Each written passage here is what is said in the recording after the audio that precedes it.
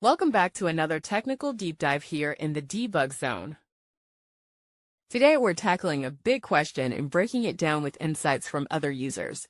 Hopefully this clears up some misconceptions and helps you get the answer you need. So buckle up, stay a little curious, and let's jump right in.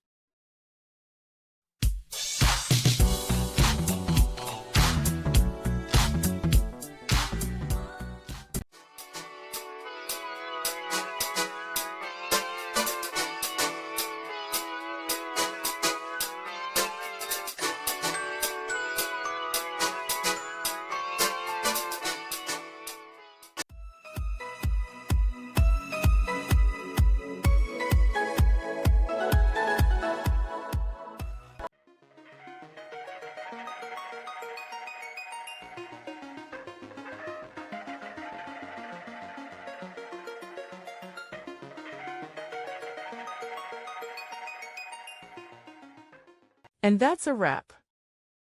I hope you found the answer you were looking for.